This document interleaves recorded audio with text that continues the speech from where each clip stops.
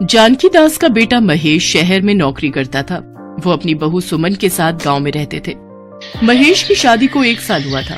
शादी के तुरंत बाद ही महेश को काम मिल गया तो उसे शहर जाना पड़ा।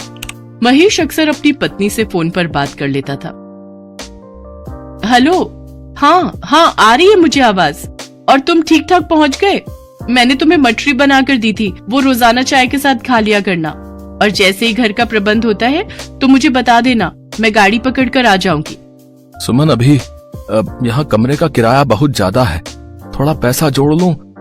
अच्छा, पिताजी तुम्हारे आसपास ही हैं, जरा बात तो करवाना। वो मेरी चिंता में होंगे कि मैं पहुंचा हूँ या नहीं। अभी बाजार गए हैं।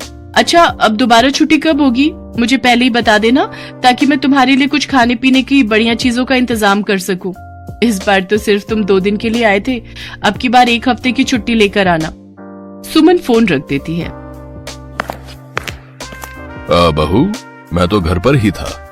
तुमने महेश को झूठ क्यों बोला? और तुम ये तैयार होकर कहाँ जा रही हो? अपने काम से काम रखो, बाजार जा रही हूँ सब्जी लेने। शाम की रोटी का इंतजाम करना है या नहीं? फिर रात को बोलोगे कि कुछ खाने को नहीं बनाया। आ जाऊंगी थोड़ी देर में।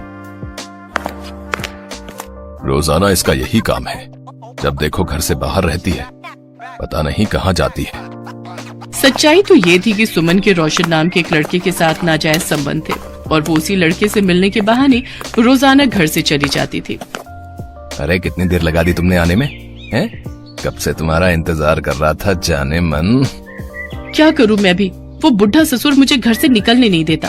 ऊपर से महेश भी बार बार फोन करता रहता है। उसने भी मेरी जिंदगी खराब की हुई है। पता नहीं कहां से इन गरीब भिखारियों के घर शादी हो गई है। जब देखो हर चीज को तरसती रहती हूँ। पता नहीं इन लोगों से कब पीछा छूटेगा। मुझे लगता था इन लोगों के पास कुछ होगा, इसीलिए मैंने मामी को इनसे शादी के लिए हाँ कह दी थी। पर ये लोग तो बिल्कुल भिखारी हैं, इनके पास कुछ भी नहीं है। अरे तो कोई